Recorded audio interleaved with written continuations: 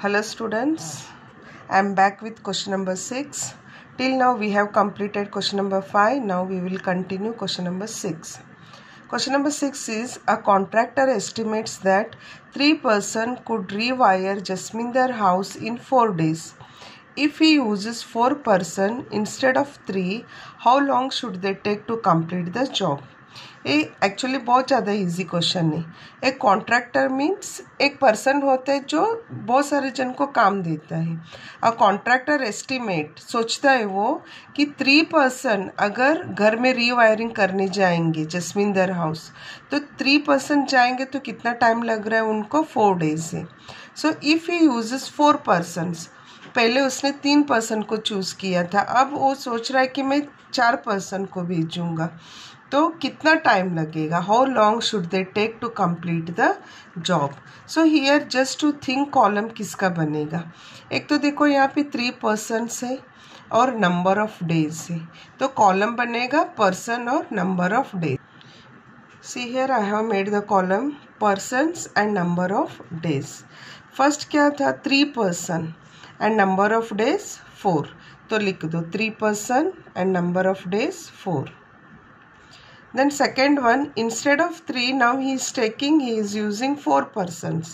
So he is taking 4 persons. Then how long they will take to complete the job. अब ये direct है या inverse है, ये हमें ढूंढना है। देखो जब 3 जन काम करते मिलके तो उनको 4 दिन लग रहा है, तो अगर नंबर ऑफ पर्सन्स 3 से 4 हो गया तो नंबर ऑफ डेज कम ही लगेगा। ये तो कॉमन सेंस की बात है, जितना जन हाथ बटाएंगे उतना ही काम हमारा कम होगा। So as number of person increasing the number of days will be decreasing. So this is inverse variation. Now you write X family and Y family.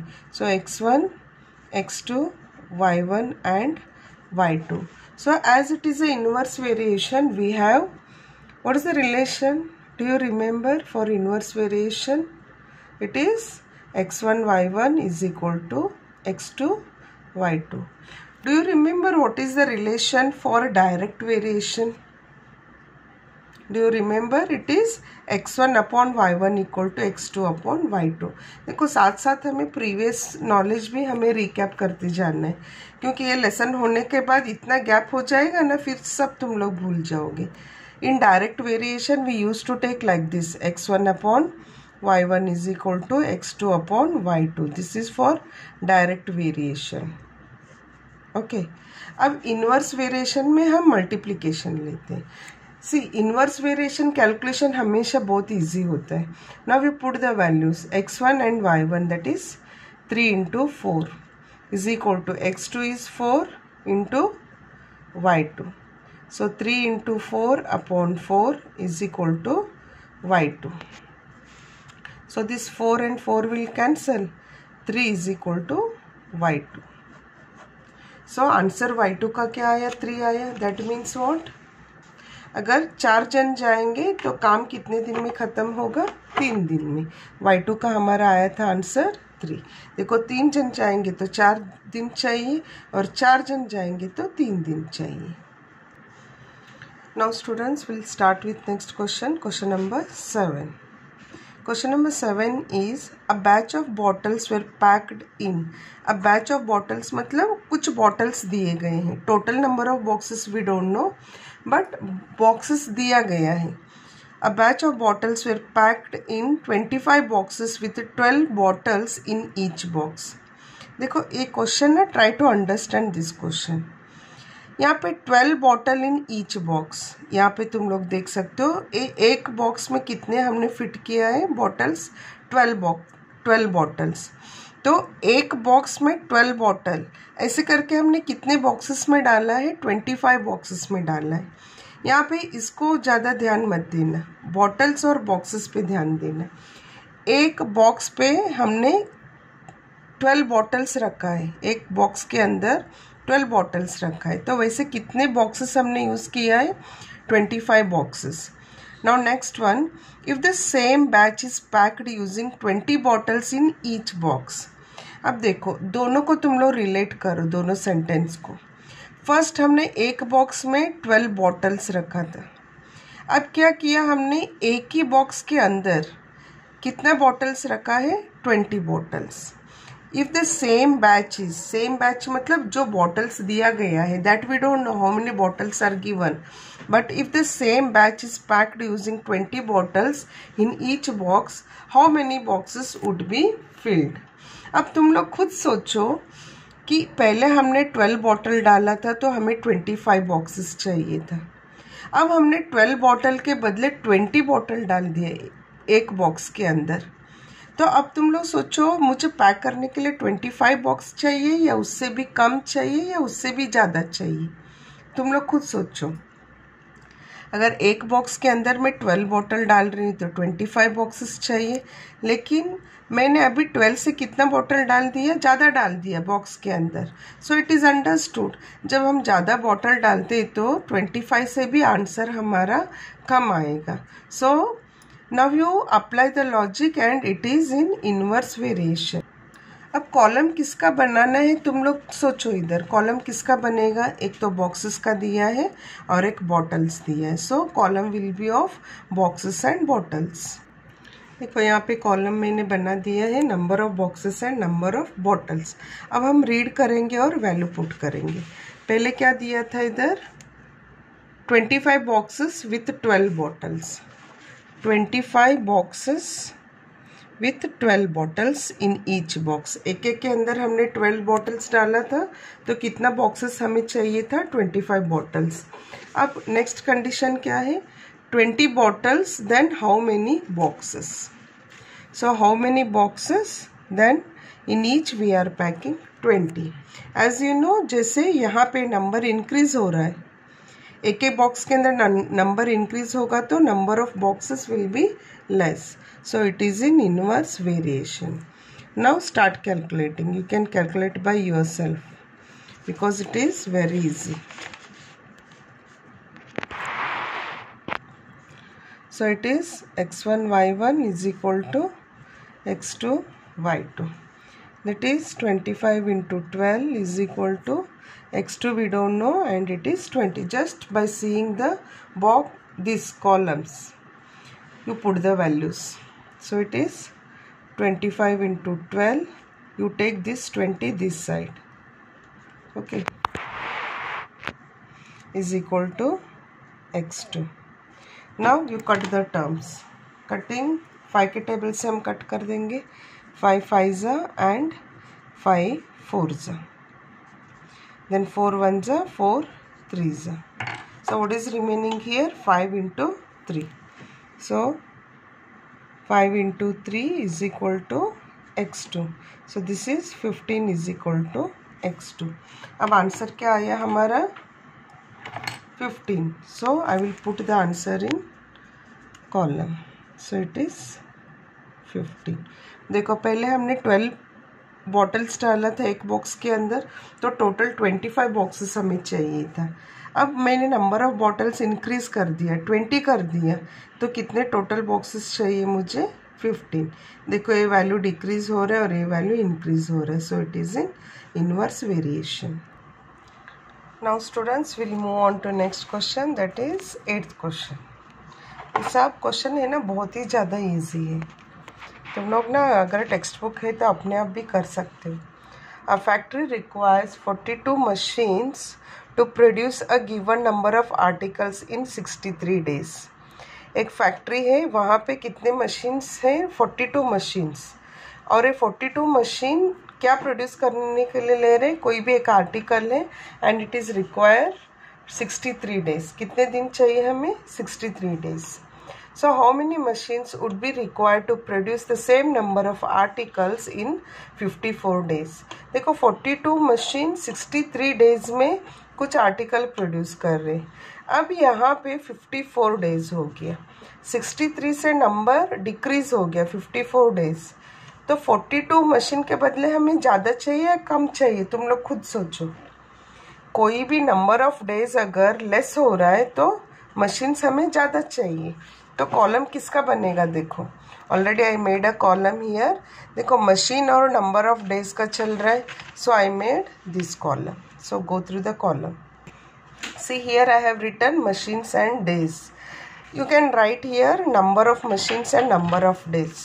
देखो मैं भी लिखने में आलसू हो गई हूँ, शॉर्टकट में मैं भी चला रही हूँ, but no problem, this one will also do, क्योंकि मैथमेटिक्स में ज़्यादा सेंटेंस के काम नहीं होता है, यहाँ पे कैलकुलेशन की काम होता है कि नहीं, ये तो तुम लोग जानते हो। So if you are writing machines, machine spelling right है या रॉन्ग? राइट है। एक तो मेरा स्पेलिंग मिस्टेक भी बहुत होता है। Okay, machines, you can write here number of machines and number of days. देखो पहले मशीन्स कितने थे? It was 42 and number of days is 63। तो मैं फिलअप करूँगी इधर, it was 42 and 63, 42 machine and 63 days. Next one, अब क्या पूछा है? 54 days, so it is 54। 54 days है तो how many number of machines we want?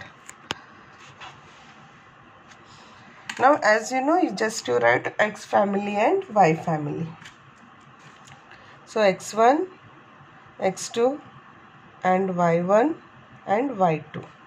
So it is inverse variation, क्योंकि देखो नंबर ऑफ डेज जब कम होता है ना, तो नंबर ऑफ मशीन्स जो चाहिए हमें प्रोड्यूस करने के लिए वो तो ज़्यादा चाहिए ना। So this is decreasing and it is always increasing. Number of machine हमें ज़्यादा चाहिए। तुम लोग ना अभी खुद लॉजिक लगाओ, मुझे बोलने की अभी ज़रूरत ही नहीं है, बहुत सारा हमने क्वेश्चन कर लिया। Now you can calculate by yourself. X1 Y1 is equal to X2 Y2। Just put the value here and calculation तुम लोग खुद कर लेना, मैं इसका आंसर सेंड कर दूंगी। See everything I explained and I made this column also.